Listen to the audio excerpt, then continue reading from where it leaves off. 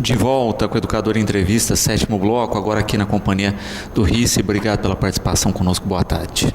Obrigado, Luciano, obrigado a todo mundo que está assistindo, obrigado à TV Educador aí por estar abrindo esse espaço aí para a gente estar conversando desse assunto que é muito sério.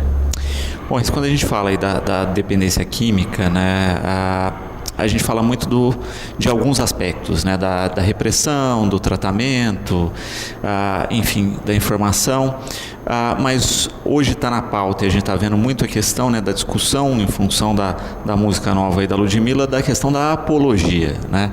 Primeiro, para as pessoas que não sabem, vamos explicar o que seria considerado apologia. A apologia é incentivo, né? É você incentivar a pessoa a fazer aquilo. Então tem apologia ao crime, apologia às drogas, né? Apologia a uma bebida, né? Apologia até mesmo por uma opção sexual. Então tem várias outras, em todo o conceito assim de incentivar, né? Ainda mais quando está na mídia, né? Você sistematizar, né? E principalmente para as crianças isso é mais suncito e silenciosamente acaba entrando na cabeça de todo mundo. Perfeito. A música da Ludmilla não é a primeira, né? Ela gerou uma polêmica aí, mas quando a gente pensa nos hits dos últimos, né, anos aí, né, muitas músicas com apologia estavam circulando aí. Exatamente, isso é muito bem colocado, Luciano, porque eu mesmo vim de uma época de Marcelo D2, Rapa, que o Marcelo D2 falava, eu fumo sim, eu fumo maconha, né? E assim, diretamente a palavra, nem precisava mascarar falando que era alface, era maconha, né? E eu passei por essa fase, né? E eu vi muitos amigos meus, e aquele negócio foi maciço na época também. Ele chegou a ser preso em cima do palco, né? Então assim, por causa de apologia. E quanto mais eu vejo o brasileiro, né? Quanto mais é contra a lei, tudo aquilo que é mais perigoso, tudo aquilo que é mais difícil, o brasileiro quer, né? Ele gosta de enfrentar a lei, ele gosta de burlar leis, ele gosta de quebrar regras, né? Eu não sou a favor de falar assim, tem que proibir, tem que banir. Não, o direito tá aí, né? Você pode falar o que quiser, mas assim, eu acho que assim tem que vir um bom senso de nós escolhermos o que a gente quer ouvir, o que nós queremos que os nossos filhos escolham para ouvir. Isso a gente consegue. Isso eu consigo muito bem selecionar as músicas que meus filhos vão ouvir, selecionar o programa de televisão que o meu filho vai ver. Antes, o meu filho uma criança poderia tranquilamente deixar, posso falar aqui abertamente, que já está numa TV Globo, deixar ela assistir a televisão 24 horas. Hoje a gente não pode mais, entendeu? Hoje a gente tem que comprar uma TV, uma assinatura para deixar naquele canal para a criança. Ou colocar um DVD para ela ficar sistematicamente assistindo aquilo, porque está progredindo. Mas as músicas sempre tiveram, sempre teve aí. Eu não acredito também, igual muita gente fala, mas sabe onde está o traficante, por que não vai prender? Entendeu? É a mesma coisa, a apologia sempre vai existir. O que a gente tem que tomar cuidado é a gente selecionar o que vai entrar nas nossas casas, que a gente consegue sim. Que tipo de informação que vai entrar nas nossas casas. Uhum. E é interessante também, né, pensar nessa questão prática que o Igor está colocando aqui, né?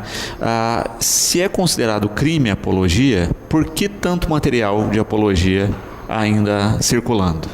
Exatamente, assim, é igual o tráfico é proibido, né? É igual muitas coisas é proibida, sabe? Mas a lei brasileira é proibido, tem lá no papel, mas a funcionalidade dela não consegue. A lei seca está aí, é proibido, né? Mas não consegue tanto rigor, não consegue fiscalização. Essa fiscalização, a gente não tem esse poder de fiscalização total, amplo, a gente não consegue, né? Então, eu acho que teria assim, é muito difícil a gente enxugar gelo, é muito enxugar gelo. Então eu acho que eu fujo muito desse foco de combater a droga, vamos combater essa apologia. Não, vamos prevenir, né? Vamos fazer essa prevenção, né? Então assim, é crime, é previsto por lei, por pena, de reclusão mesmo na sociedade.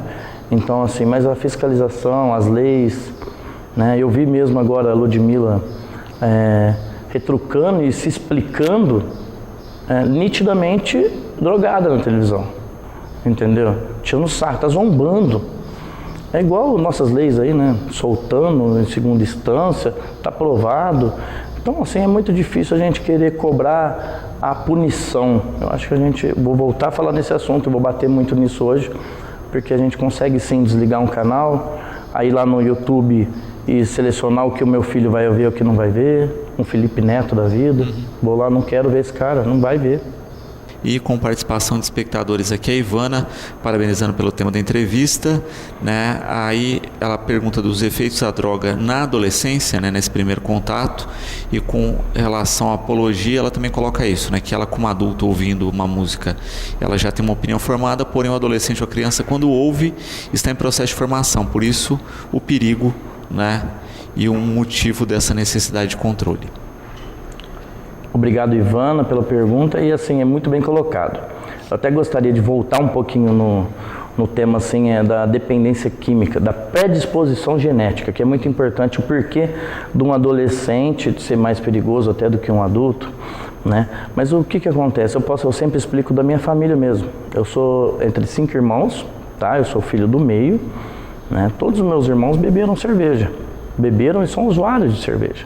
Eles usam a cerveja, né, e o álcool moderadamente, eles conseguem ir trabalhar. Eu, predisposição genética mesmo, eu experimentei e eu apaixonei. Aí depois eu experimentei a maconha, apaixonei, experimentei a cocaína, o crack, e todos eles foi viciante, sabe?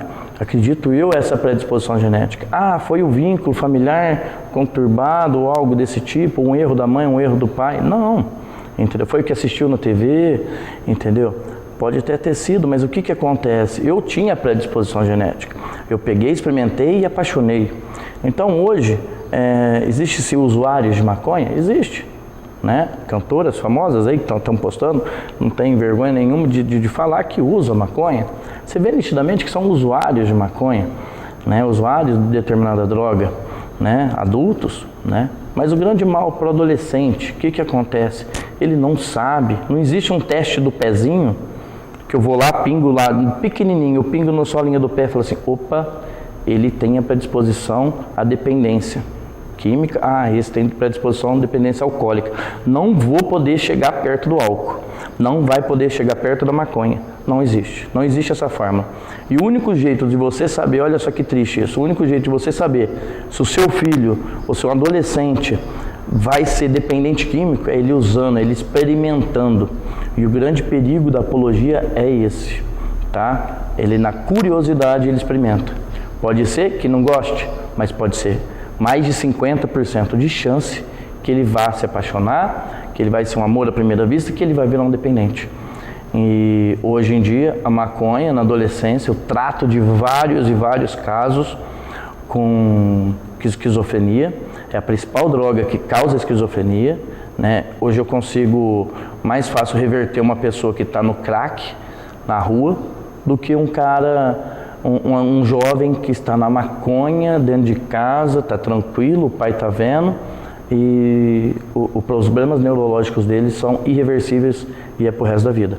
Então, para a juventude é muito mais perigoso, e até os 21 anos, nós temos um sistema que assim absorve muita energia, absorve muito conhecimento. E na juventude, até os 21 anos, estamos em crescimento, é uma esponja, tá? Então assim, se eu gostei, ele vai gostar mesmo. Então a dependência é instalada até os seus 21 anos muito mais facilmente. Não que os mais velhos não possam virar dependente, claro, porque se ele tiver uma predisposição genética, ele vai virar.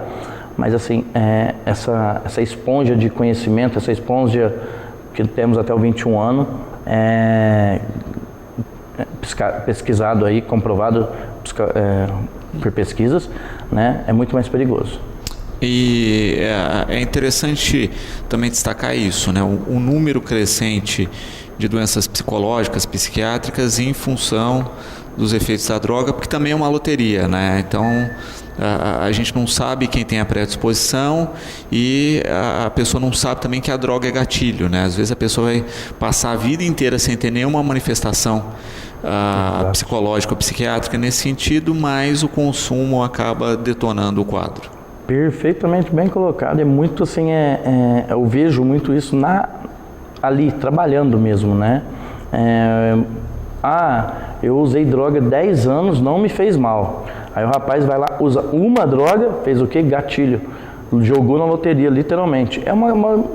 Para você ser dependente, você tem que jogar é um gatilho, é uma loteria, você não sabe. E aí causa, vamos supor, ela tem uma predisposição aí para ser uma pessoa que tenha pânico, né? Uma pessoa que tem esquizofrenia, né? Ou até uma psicopatia mais séria, né? O uso da maconha, o uso de outras drogas psicoativas, ela acelera e dá o start nessa doença.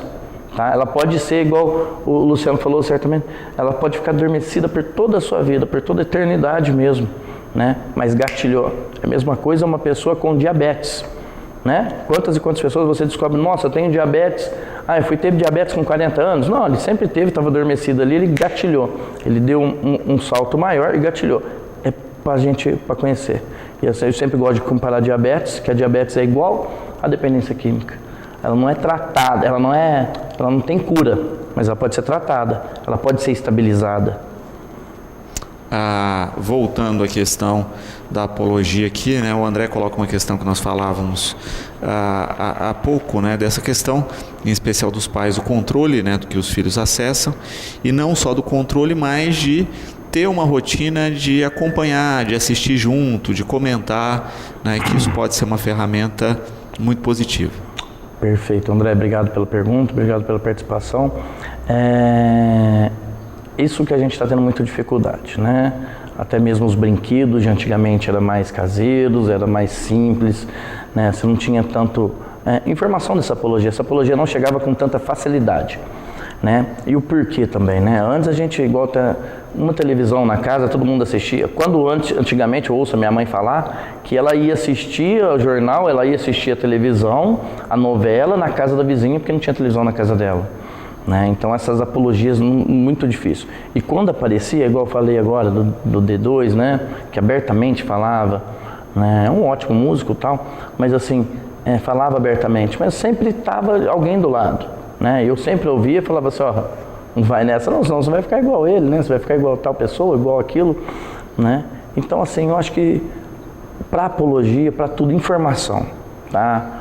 Sexo na adolescência, droga, né? Tudo que chega nessas mídias, assim, se o pai está do lado, se a família está unida, se tem esse contexto familiar mais unido, ele vai conseguir ter um discernimento sobre aquela informação que está passando com a ajuda dos pais, né? Mas só que se ela assistir sozinha naquele quarto, que é o que acontece, que as crianças hoje nem precisam da televisão, é no celular, leva para o seu quarto, assiste aquilo lá e tira a sua própria conclusão daquilo, aí a coisa fica mais séria. Por isso que antigamente eu vejo assim, lá nos anos 90, quando tinha essa onda, né, não era tão prejudicial, porque assim, você se comentava mais pelo assunto. Hoje não, assim, você tinha uma dificuldade a mais de acesso. Hoje não, hoje a criança de 9 anos, 8 anos já está com o celular na mão, né, e tá lá fazendo a gíria, vou queimar mais um, né? Então assim, acha bonitinho, apontando arma, apontando aquilo, né? Sozinho, né? As brincadeiras de hoje em dia tá diferente, mas justamente porque os pais estão mais distantes. Perfeito. A Vanessa parabenizando pelas colocações, espera realmente aí, né, que a sociedade como um todo comece a agir de forma diferente e a entender que muitas vezes nós é que plantamos a problemática da droga na rotina. Perfeitamente, né? Obrigado, Vanessa, pela participação, pela pergunta, pela colocação. Muitas vezes é implantado sim, né? Muitas vezes, vamos supor, um assunto desse, da Ludmilla, lá no encontro da Fátima Bernardes, poderia ter passado despercebido, ninguém ia ter assistido daquele clipe, né? Hoje, quando ela fala vamos supor, dando um exemplo, né? Quando ela fala, ela vai dar a justificativa do clipe dela, né? Dá mais ênfase para todo mundo. Uai, que clipe que é esse? Quero assistir, eu vou ver. Então a gente implanta a curiosidade, né? Uai, que clipe? Você viu aquele clipe que ela está falando? Você viu? Ah, você viu aquele filme que fala do Cristo que é assim, assado? Né? Uai, bobear nem ia passar, não ia ter audiência nenhuma. Essas redes aí que estão ganhando dinheiro, ficando bilionárias, é por causa dessa curiosidade. A gente implanta, a gente coloca dentro das nossas casas, e quando a gente não sabe, a gente quer saber. Opa, o que você está falando aí? O que é isso? Vamos ver. Então, muitas vezes é implantado, a gente mesmo implanta essa curiosidade, e essa curiosidade pode até matar os nossos filhos. Antônio Carlos, colocando, muitas vezes a questão da apologia começa dentro de casa, né? As pessoas esquecem que consomem muitas drogas em frente aos filhos, mesmo sendo drogas lícitas, né? E que a única diferença de uma droga lícita para uma ilícita é isso, né? A questão de licitude e ilicitude, ambas podem destruir do mesmo jeito uma família. Perfeitamente. Obrigado aí pela pergunta, pela colocação. Eu vejo isso na prática também. Antigamente você conversava na triagem, como que você conversou, como que você começou a usar droga, como que você começou a beber? Com meu amigo, na escola. Hoje 80% dos casos são em casa, podem ter certeza disso, e principalmente as recaídas, tá? Eu trato muito a internação, a pessoa sai de um tratamento longo, né? O dependente químico fica em tratamento, só que a família não faz o seu tratamento. E aí, quando sai, muitas vezes até recebe esse dependente químico que está livre das drogas, totalmente livre de todas as drogas, recebe com bebida, comemorando que ele tinha ficado 6 meses longe da droga, e dá uma droga para ele, um copo de cerveja, porque não vai fazer mal, aquela outra droga vai fazer mal. Então essa apologia começa dentro de casa assim. Aquela famosa espuminha na chupeta da criança, gente. Eu não me imagino, mas eu não sei, nunca nem perguntei para minha mãe, mas eu acho que assim, quando colocava aquela chupetinha na minha boca, eu devia estampar o sorriso, né? Porque ali já estava instalada a minha doença. Então assim, é muito perigoso, gente, é muito perigoso dentro de casa. Vamos supor, acabou de passar Natal e Réveillon. Pessoal, quem não me conhece, eu estou há 6 anos, 10 meses e 29 dias limpo, né? Eu passei por um processo, eu fiquei durante o uso de drogas durante 17 anos da minha vida, e amanhã eu faço 6 anos e 11 meses. E a minha maior dificuldade foi Natal e Réveillon, onde reúne todas as famílias e todo mundo é normal. Numa meia-noite, você abraçar e dar Feliz Natal, não é? Uhum. E grande parte das pessoas que eu abracei naquele dia para dar Feliz Natal estavam cheirando bebida. E me deu, eu posso falar aqui abertamente, me gerou vontade, após 7 anos sem ingerir bebida alcoólica, e vontade de voltar a beber. Então isso tem que ser pensado. Perfeito. Rice, eu quero agradecer sempre a presença aqui com a gente, a parceria, e esperar aí, né, que as pessoas repensem essa questão da apologia e o seu exemplo de rotina à frente das crianças e dos filhos, e o programa está sempre à disposição, de portas abertas para tratar desse e de outros temas. Luciano, sem palavras para agradecer a gratidão que eu sempre tenho por vocês aqui, porque a gente acredita, todos os temas que a gente traz aqui é isso, a prevenção, a informação. A informação tem que chegar a vocês, igual hoje da apologia, tem que ser passada para os seus filhos, né? Tá ali, tá exposta, mas a gente também tem o poder de não chegar abertamente e os nossos filhos tirarem suas próprias conclusões. Obrigado, sem esse espaço da TV Educadora, nada seria possível. Obrigado. Bom, o programa de hoje vai ficando por aqui, tá certo? Na sequência, nós temos Educarte. Depois você fica na companhia da TV Brasil, 18h30 Cidade na TV e um pouco mais de Educarte. Voltamos amanhã, como sempre, logo após Fique Sabendo, com mais um Educador em Entrevista.